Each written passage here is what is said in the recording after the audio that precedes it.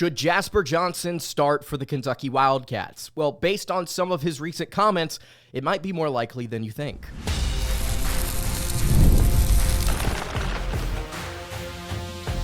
You are Locked On Kentucky, your daily podcast on the Kentucky Wildcats, part of the Locked On Podcast Network, your team every day. All right, what's going on, Big Blue Nation? Welcome on into Locked On Kentucky, your daily Kentucky Wildcats podcast. I'm your host, Lance Dawe, and on today's episode of Locked On Kentucky, we're going to talk about whether or not Jasper Johnson should start. In a recent interview with, funnily enough, Jason Crow Jr., of all people, kind of talked about what the staff expects of him this upcoming season, and maybe he does end up starting. We'll be breaking that down today, as well as a new banner in the Joe Kraft Center. Is this the year that Kentucky gets number 9? Got to tell you what sets this team apart from maybe the last half decade or so of Kentucky basketball. Today's episode is brought to you by FanDuel. Right now, new customers can get $200 in bonus bets when their first $5 bet wins. Thank you guys so much for making Locked On Kentucky your first listen every single day.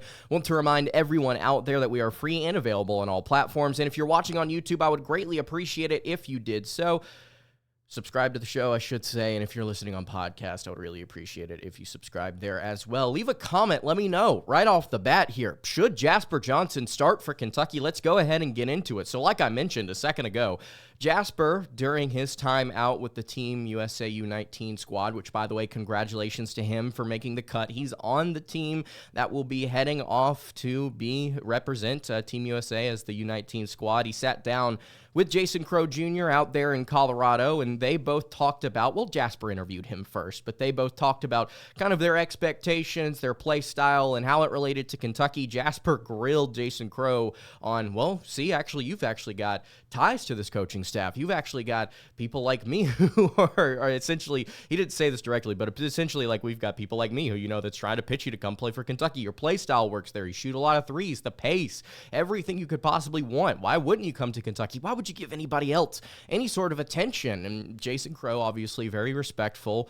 very polite, explain why, it's a recruiting process. He's got to give these other schools respect and attention because they've got very good staffs. They're very good programs as well. So he's going to hear everybody out, and that's what he should do. Of course, it's a very solid way to go about the process. But if he just wanted to go ahead and commit to Kentucky tomorrow, nobody would necessarily mind now, would they? But Jason actually asked Jasper, heading into your freshman year, what are your expectations for how the season should go, and what are your expectations for kind of what you're going to be up against? Well, Jasper obviously started off by talking about how he's looking forward to competing at a high level. The SEC is the best conference in all of college basketball. At least it was a season ago by a very wide margin. He's looking forward to playing against the best of the best day in and day out. And then he talked about, as far as his expectations go, talked about how the coaching staff has put trust in him. And he went on to talk about how he has been told by the staff essentially that he's going to have a major impact on the game. And we've heard Coach Pope's comments in the past of him talking about how this is one of the most, if not the most electric scores in all of high school basketball. And Pope said he expects him to be the most electric scorer in all of college basketball. So there is I think a bit of an emphasis here, both from Jasper and from his head coach, about his impact on this year's team. And this is not me necessarily saying I'm shocked, by the way, but it is a conversation about, okay, Kentucky brought in a top 25 five-star prospect that nobody really expects to go out there and start for this team over some of the other players that Kentucky has brought in. Notice what I said there. Over some of the players that Kentucky has brought in. Not just go out there and start, period. It would not surprise me if Jasper does not start the season to begin with, if he's not either more heavily involved in the rotation as the season goes on, depending on, how he performs day one, which I expect him to be a very solid contributor, if not eventually take over a starting role. I think that Pope will kind of tailor this rotation and the starting lineup to what fits best for Kentucky, especially if injuries do arise, which, hey, that's always a possibility, so Jasper could end up getting in the lineup because of that. But the staff, putting trust in him, having a major impact on the game, that was a direct quote from him. He was asked what he brings to the table. Elite shot making is what he said. But he also acknowledges he has to add other things to his game to stay on the floor.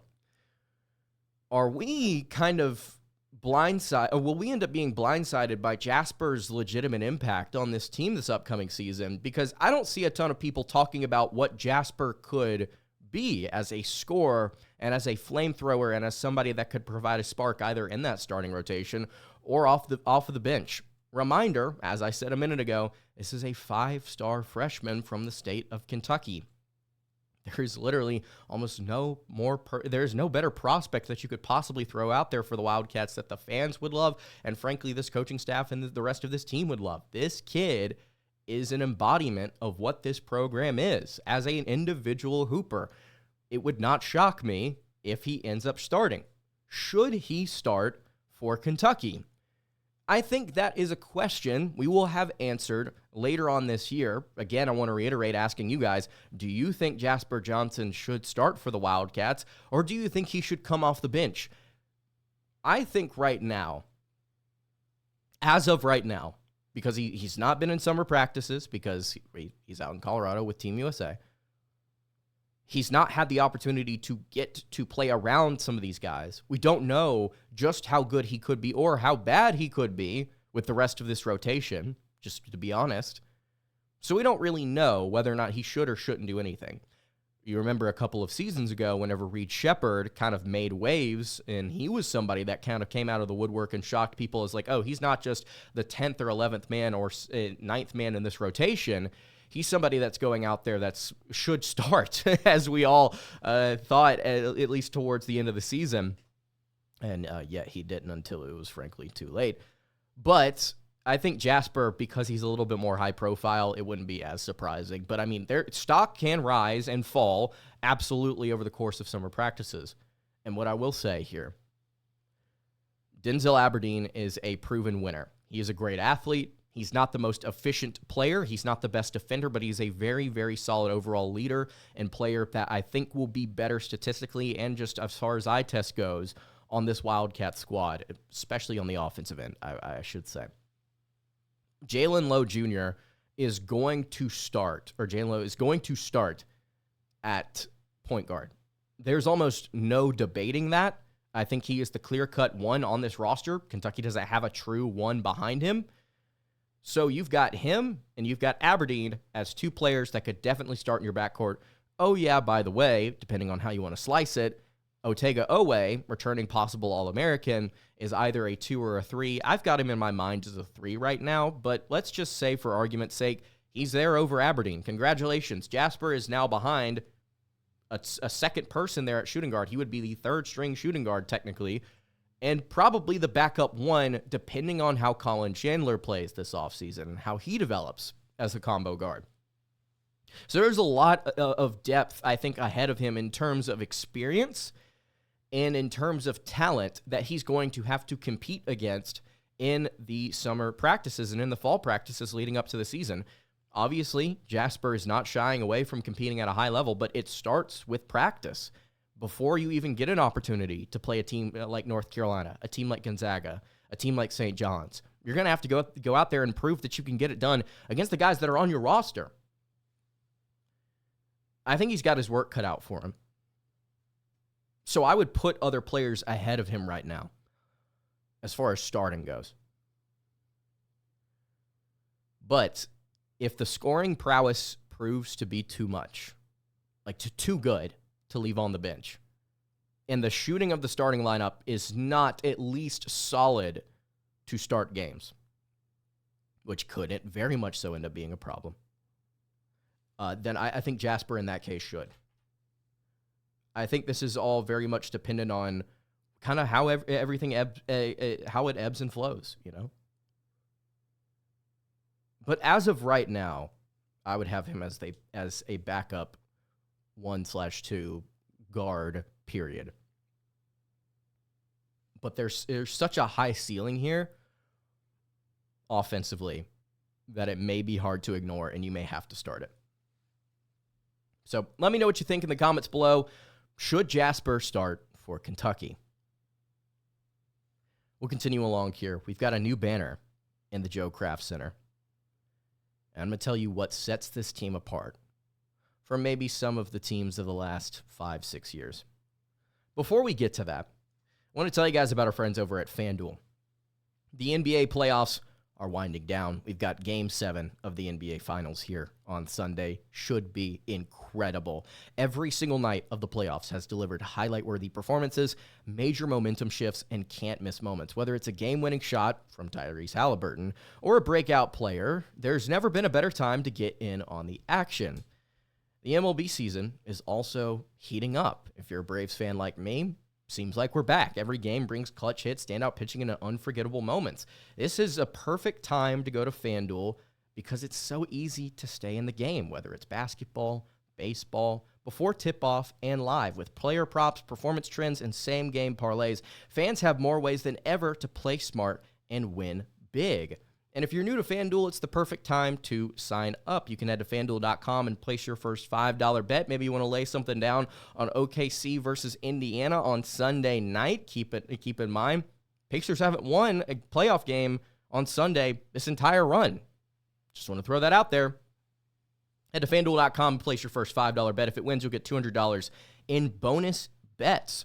Make every moment more with FanDuel, an official sports betting partner of the NBA. All right, continuing along here on the Friday edition of Locked On Kentucky. Lance Dawe hanging out here with you. Really appreciate you guys checking out the show today. Again, if you have not subscribed to the YouTube channel or the podcast feed, I would love it if you did so. Comment, let me know, should Jasper Johnson start for Kentucky or should he come off the bench? This is something we're going to talk about probably a lot as summer and fall practices continue to develop. There's so much depth on this team. It seems like on paper that as a Kentucky fan, you can't help but be excited. It feels like Kentucky has improved in the areas that they struggled a season ago, just based on the roster additions.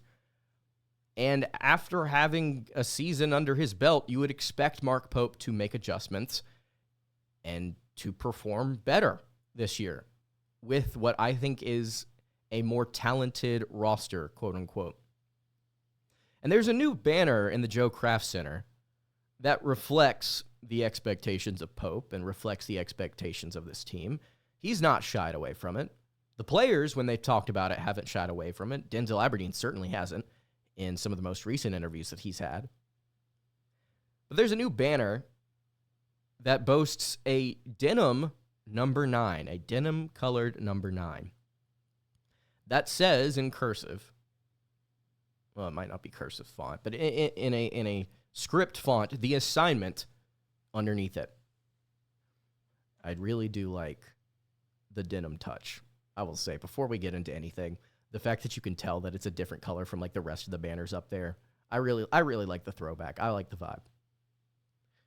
But a denim number 9 that says the assignment for this squad. Everybody understands it's not a question.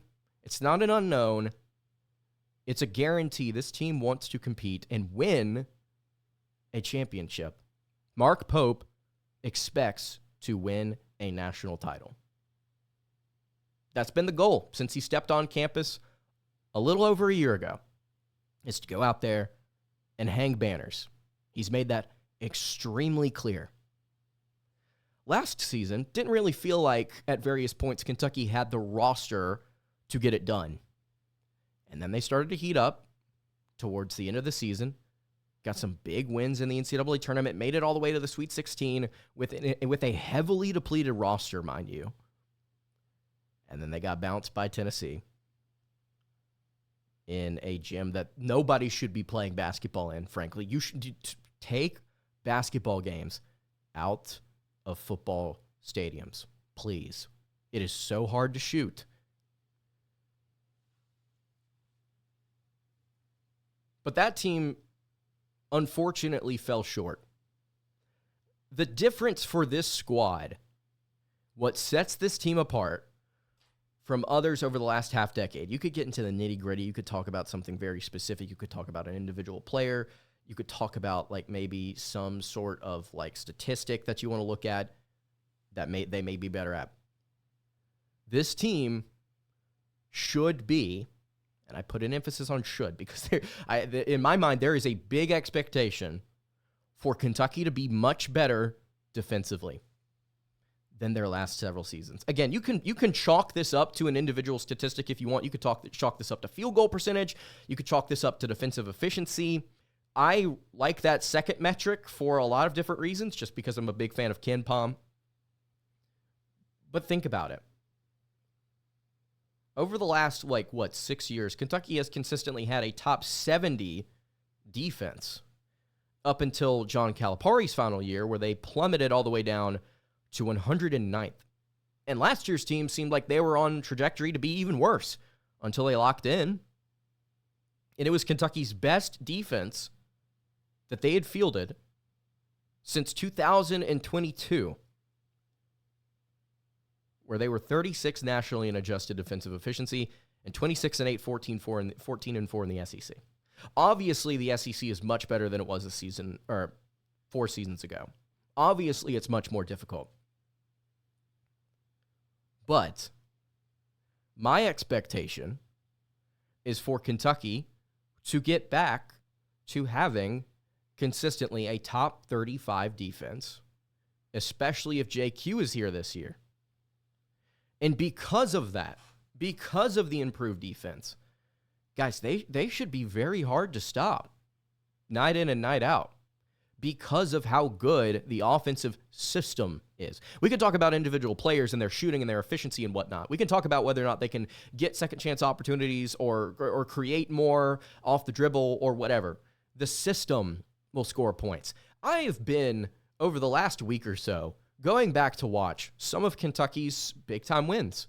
Both wins over Tennessee, the Florida game, the Texas A&M game, the domination of South Carolina. Do you realize, so many different times where Kentucky had won big games, they were down at least one player, if not multiple, that either were just straight up not playing or were visibly hampered. They visibly could not compete at the level that we know that they could. And yet Kentucky pulled it out. Why? Why did they pull it out? Because the constant energy on the offensive side of the ball, the aggression that Mark Pope brings to the table with his system, it piles up, man. You'll look up, oh, look, Kentucky scored almost 80 or 80 plus on one of the nation's best defenses. Oh, look, they've scored 106 freaking points on the Florida Gators. The Florida Gators who won the title with a really good defense. This is a great offensive system, and it will carry the way, I feel like, for Kentucky as long as Mark Pope is here. But the reason that this team is different is because it looks like they should, and I'm really hoping they do, it looks like they should get stops at a much higher rate than they did last year. It's all about how many possessions can you give your team? How many possessions can you give your offense? It's not about shooting 41, 45% from three year in and year out. It's not about making sure that you have the best rim protection. It's about how many times can you give your team more possessions to score relative to your opponent. Because if you are average offensively, simultaneously paired with great athleticism and great talent and a good coach, you can be average shooting the ball and still be a really, really hard out for opponents, good and bad, regardless of their personnel, because of what you have in place. It was so hard to keep Florida under wraps because of just how many things they did well to create extra chances for themselves. 5th in the nation in offensive rebound percentage. One of the better turnover teams in the SEC. One of the better defensive rebounding teams in the SEC. Top 4 in that category.